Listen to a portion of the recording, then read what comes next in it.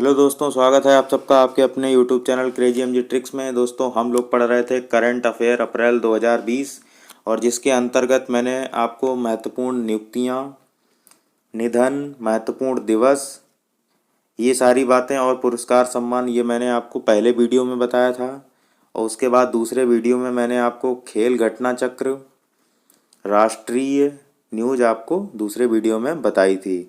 आज हम लोग अंतर्राष्ट्रीय न्यूज़ देखेंगे।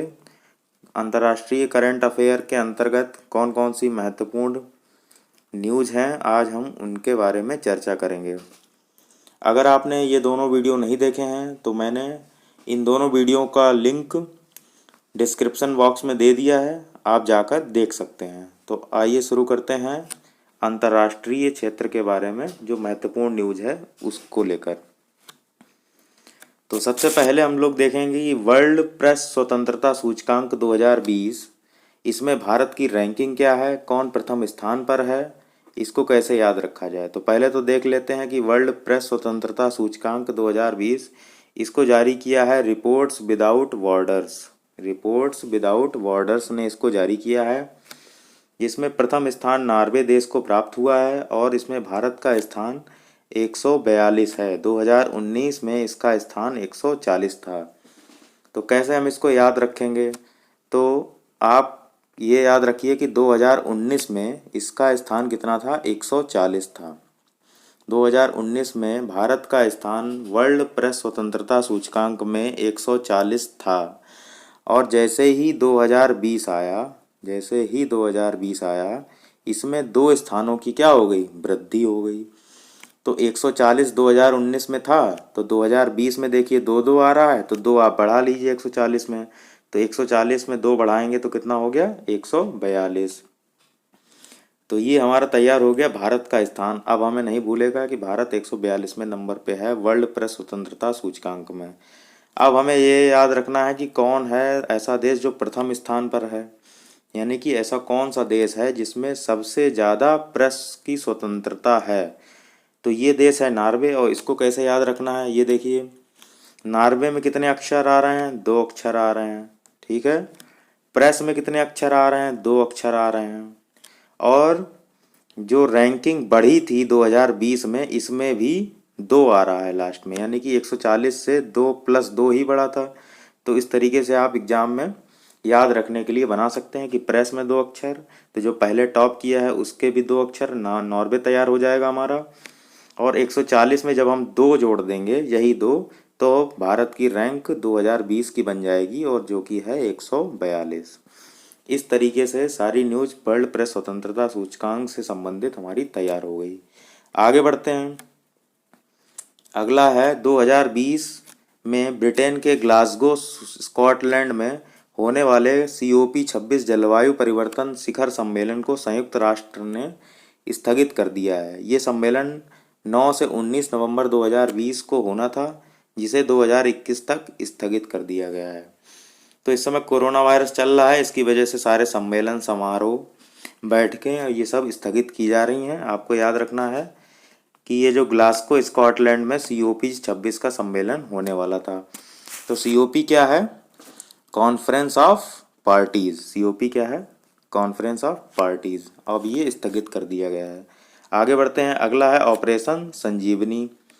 इसमें क्या है, हाल ही में कोविड-19 से निपटने के लिए सहायता के रूप में भारत ने मालदीव को 6.2 टन आवश्यक दवाएं उपलब्ध कराई हैं, जिसे ऑपरेशन संजीवनी नाम दिया गया है। तो आपसे ये प्रश्न पूछा जाएगा एग्जाम में कि हाल ही में ऑपरेशन संजीवनी चलाया गया किस देश की सहायता करने के लिए, है ना, या भारत ने किस देश को 6.2 टन आवश्यक दवाएं उपलब्ध कराई हैं, जिसे ऑपरेशन संजीवनी नाम दिया गया। इस तरीके से आपसे प्रश्न पूछा जा सकता है। आपको ऑप्शन में मालदीव चुनना है। तो कैसे आप मालदीव याद रखेंगे, आइए देखते हैं। तो ये देखिए, संजीवनी है। अगर आप किसी को संजीवनी देने जा रहे हैं तो आप उसको फ्री में तो देंगे नहीं, क्योंकि संजीवनी का काम होता है किसी को दोबारा जीवन देना किसी को। तो उसके बदले आप क्या लेंगे, उससे माल लेंगे। तो इस तरीके से आप एग्जाम में याद रखेंगे कि ऑपरेशन संजीवनी मालदीव देश की सहायता करने के लिए चलाया गया था और इसके अंतर्गत उसे 6.2 टन दवाएं जो कि आवश्यक थीं वो उपलब्ध कराई गई हैं। तो अब आप एग्जाम में आसानी से लगा लेंगे कि ऑपरेशन संजीवनी मालदीव देश के लिए चलाया गया था। आगे बढ़ते हैं।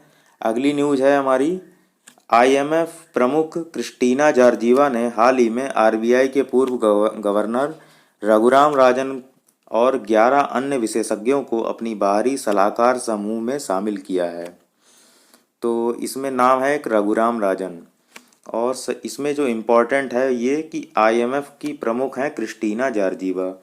इसको कैसे हम एग्ज़ाम में याद रखेंगे? तो अभी जो पिछली साल पीसीएस का एग्ज़ाम हुआ था उसमें भी ये प्रश्न पूछा गया था कि हाल ही में किसे आईएमएफ का प्रमुख नियुक्त किया गया है। तो कैसे आप क्रिस्टीना जॉर्जिवा का नाम याद रखेंगे, आइए देखते हैं। तो ये देखिए आईएमएफ लिखा हुआ है, यहाँ पर देखिए आईएमएफ। तो आईएमएफ वैसे तो इंटरनेशनल मॉनेटरी फंड होता है, अंतर्राष्ट्रीय मुद्रा कोष है, लेकिन आप इसको याद करने के लिए इसके प्रमुख ये क्रिस्टीना जॉर्जिवा का नाम याद करने के लिए आप बना लीजिए, ये कोई व्यक्ति कह रहा है आई एम फर्स्ट। क्या कह रहा है कोई? आई एम फर्स्ट, यानी कि मैं पहले हूँ। तो कौन पहले है? ये देखिए टीना नाम आ रहा है। क्या आ रहा है? क्रिस्टीना जॉर्जिवा में टीना नाम आ रहा है। तो आपको पता होगा कि आईएएस जो टॉपर थी टीना डॉबी, कौन थी? टीना डॉबी। आप उससे रिलेट करके आईएमएफ प्रमुख का नाम याद रख सकते हैं। तो आईएमएफ को आप आईएएस मान लीजिए और आईएएस में किसने टॉप किया था? क्रिस्टीना, यानी कि टीना यहाँ पे आ जाएगा, टीना डॉबी का टीना आ जाएगा। इस तरीके से आप ऑप्शन में क्रिस्टीना जॉर्जिवा लगा लेंगे। ये प्रश्न पिछली बार पूछा गया था और ये महत्वपूर्ण है क्योंकि इनकी नियुक्ति हुई थी उस समय, इसलिए पूछा गया था। तो उन्होंने आरबीआई के पूर्व गवर्नर रघुराम राजन को और 11 अन्य विशेषज्ञों को अपनी बाहरी सलाहकार समूह में शामिल किया है। ये है न्यूज़। और आईएमएफ के बारे में कुछ महत्वपूर्ण जानकारी देख लेते हैं। आईएमएफ की स्थापना हुई थी जुलाई 1944 में। तो आपको याद होगा 1945, 24 अक्टूबर 1945 को संयुक्त राष्ट्र संघ की स्थापना हुई थी और उससे ठीक एक साल पहले आईएमएफ की स्थापना हुई है, अंतर्राष्ट्रीय मुद्रा कोष की। और इसका मुख्यालय कहाँ है? वाशिंगटन डीसी में। एक चीज़ मैं आपको और बताना चाहता हूँ, जो भी रुपए पैसे से रिलेटेड संस्थान हैं उनका मुख्यालय वाशिंगटन डीसी में है, जो मेन है। जैसे कि आईएमएफ का मुख्यालय वाशिंगटन डीसी में है, ऐसे ही आपका वर्ल्ड बैंक का भी मुख्यालय कहाँ है? वर्ल्ड बैंक का जो हेडक्वार्टर है वो भी कहाँ है हमारा? वाशिंगटन डीसी में ही है। तो ये चीज़ें हो गई। आगे बढ़ते हैं। अगला है मैटरहॉर्न पर्वत, जो कि यूरोप में है, स्विट्जरलैंड और इटली के बीच फैला हुआ है। ये ओल्पस पर्वत की चोटी है जिसकी ऊंचाई लगभग 4,478 मीटर है। इसमें क्या है, हाल ही में कोविड-19 महामारी से लड़ने के लिए भारत के साथ अपनी एकजुटता व्यक्त करने के लिए तिरंगे को मैटरहॉर्न पर्वत पर प्रकाशित किया। ये न्यूज़ है। तो आपको ये याद रखना है कि मैटरहॉर्न पर्वत पहले तो यूरोप में है और किसके किसके बीच है? स्विट्जरलैंड और इटली के बीच फैला हुआ है। तो कैसे आप याद रखेंगे कि मैटरहॉर्न पर्वत स्विट्जरलैंड और इटली के बीच फैला हुआ है? तो ये देखिए, ये क्या है? मैं, यहाँ से लिखिए मैं। तो आपने कोई मिठाई ली है, ठीक है, तो इस तरीके से आप बना लेंगे। तो मैंने मिठाई ली, यानी मैंने स्वीट ली, ऐसे करके। तो मैंने से मैं आ जाएगा, मैं मैटरहॉर्न का मैं, और ये देखिए स्वीट, और ये हो गया इटली का ली। तो मैंने स्वीट ली से रिलेट करके आप याद कर पाएंगे कि मैटरहॉर्न पर्वत स्विट्जरलैंड और इटली के बीच फैला हुआ है। मैंने स्वीट ली, तो मैटरहॉर्न में मैं ले लीजिए, इसमें स्वीट ले लीजिए और इसमें ली, तो मैंने स्वीट ली से आप ये बना लेंगे। अच्छा, और इसमें एक ये चीज़ पूछी जा सकती है कि इसमें जो पर्वत है, ये मैटरहॉर्न पर्वत, इसमें तिरंगे को दर्शाया गया था, तिरंगा बनाया गया था, उसको प्रधानमंत्री मोदी ने भी ट्वीट किया था। तो कोविड-19 से महामारी से लड़ने के लिए भारत के साथ अपनी एकजुटता व्यक्त करने के लिए ऐसा किया गया था, इसलिए मैटरहॉर्न पर्वत पर तिरंगे को प्रकाशित किया गया था। आगे बढ़ते हैं, अगला है भारत अमेरिका तथा चीन के बाद सैन्य खर्च के मामले में तीसरा सबसे बड़ा देश बन गया है। तो कैसे याद रखेंगे कि तीसरा नंबर का देश बन गया है? तो ये देखिए, भारत में कितनी सेनाएं हैं? तीन हैं। तीन तरीके की सेनाएं होती हैं हर देश में, एक थल सेना, एक जल सेना और एक वायु सेना। तो तीन होती हैं, तो नंबर भी तीसरा है सैन्य खर्च में। ठीक, ऐसे आप याद रख लीजिए, तीसरे नंबर पे है तो सैन्य खर्च भी तीसरा है। तीन सेनाएं हैं और तीसरे नंबर पे ही सैन्य खर्च है। अगला है, दक्षिण कोरिया में 15 अप्रैल को हुए संसदीय चुनावों में राष्ट्रपति मून जे इन, जो कि डेमोक्रेटिक पार्टी के हैं, इन्होंने जीत हासिल कर ली है। तो ये प्रश्न पूछा जा सकता है कि हाल ही में हुए संसदीय चुनावों में किसने जीत हासिल की? तो आपको नाम याद रखना है, ये मून जे इन। तो कैसे आप इसको एग्जाम में याद रख पाएंगे मून जे इन? तो भारत में एक चंद्रयान-2 मिशन लॉन्च किया गया था। चंद्रयान-2 मिशन आपको याद होगा। तो उसको क्या था, उसमें जो चंद्रयान को मून पर तो जाना ही था, लेकिन मून के दक्षिणी ध्रुव पर उतरना था। तो ये देखिए, दक्षिण आ गया यहाँ पर और यहाँ पर ये हो गया मून। तो इस तरीके से आप दक्षिण को मून से रिलेट कर पाएंगे। तो 22 जुलाई को इसकी लॉन्चिंग थी, लेकिन ये मिशन सफल नहीं हो पाया था। लेकिन ये हमें पता है कि वो दक्षिणी ध्रुव पर जाना था। दक्षिण हो गया और ये हो गया मून। तो इस तरीके से आप याद कर लेंगे मून जे इन। आगे बढ़ते हैं, अगला है रक्षा विज्ञान एवं प्रौद्योगिकी। इससे संबंधित न्यूज है। पाकिस्तानी नौसेना ने समुद्र की सतह पर खड़ी जहाज़ों से एंटी शिप मिसाइल का परीक्षण किया उत्तरी अरब सागर में 25 अप्रैल को। एक ये न्यूज है। अगला है, ये महत्वपूर्ण न्यूज है, ईरान ने 22 अप्रैल को अपना पहला सैन्य उपग्रह नूर का सफल परीक्षण किया। तो आपसे एग्जाम में पूछा जाएगा कि हाल ही में किस देश ने अपने पहले सैन्य उपग्रह नूर का सफल परीक्षण किया? तो देखिए, यहाँ पर नूर आ रहा है, नूर का मतलब होता है सुंदरता, और यहाँ पर ईरान आ रहा है। तो रान के आगे आप मात्रा लगा लीजिए बड़ी की, तो बन जाएगा रानी। क्या बन जाएगा? रानी। तो ये रानी और ये नूर, इस तरीके से रिलेट करके आप ईरान का सैन्य उपग्रह नूर याद रख पाएंगे एग्जाम में। आगे बढ़ते हैं, अगला है, अभी हाल ही में नासा ने एक नया उपग्रह INSAR, जिसकी फुल फॉर्म है इंटरफेरोमेट्रिक सिंथेटिक अपर्चर रडार, इस उपग्रह से उपलब्ध डाटा से भूकंप और ज्वालामुखी जैसे आपदा वाले स्थानों की पहचान की जा सकेगी। यह उपग्रह नासा ने वर्ष 2020 की शुरुआत में लॉन्च किया था। तो ये आप समझ लीजिए, इसका जो फुल फॉर्म है इंटरफेरोमेट्रिक सिंथेटिक अपर्चर रेडार, एक ये इम्पोर्टेंट है। और इसका काम क्या है? जो भूकंप और ज्वालामुखी वाले स्थान हैं पृथ्वी पर, कहाँ पर भूकंप आ रहा है, कहाँ पर ज्वालामुखी हैं, इनसे रिलेटेड न्यूज ये दे देगा, इसलिए इस उपग्रह को लॉन्च किया गया है। तो भूकंप और ज्वालामुखी जैसे स्थानों की पहचान करने के लिए इस उपग्रह को लॉन्च किया गया है। ये उपग्रह 2020 की शुरुआत में लॉन्च किया गया था। अगली न्यूज है, नासा ने एक मिशन की भी घोषणा कर दी है, जो कि है सनराइज मिशन। सनराइज मिशन में क्या है, जब अंतरिक्ष यात्री चंद्रमा और मंगल पर जाते थे तो वहाँ पर उनको सौर तूफान का सामना करना पड़ता था। क्या करना पड़ता था? सौर तूफान का सामना करना पड़ता था। तो इस मिशन की सहायता से उन्हें सौर तूफान से बचाया जाएगा। इस मिशन की सहायता से अंतरिक्ष यात्रियों को सौर तूफान से बचाया जाएगा। कब? जब वो चंद्रमा और मंगल पर जा रहे हों तब। ठीक, तो इस तरीके से ये हो गया सनराइज मिशन नासा का। तो हमने नासा का एक उपग्रह INSAR और नासा का एक मिशन सनराइज मिशन दोनों देख लिया है। अब आगे बढ़ते हैं आर्थिक घटना चक्र की ओर। आर्थिक घटना चक्र में म्यूचुअल फंडों के लिए विशेष नकदी सुविधा योजना के तहत RBI ने 50,000 करोड़ की राशि प्रदान करने की घोषणा की है। ये फैक्ट्स हैं, आप इसको कॉपी में नोट कर लीजिए। अगली न्यूज है, भारतीय निजी क्षेत्र के बैंक ICICI बैंक ने व्हाट्सएप पर बैंकिंग सेवाओं को शुरू किया है और इसके तहत ग्राहकों को उनके बचत खाते की राशि, लेन देन, क्रेडिट कार्ड की सीमा आदि कई जानकारियाँ उपलब्ध हो सकेंगी। साथ ही आईसीआईसीआई बैंक ने अलेक्सा और गूगल असिस्टेंट पर भी वॉइस बैंकिंग की सेवा शुरू की है।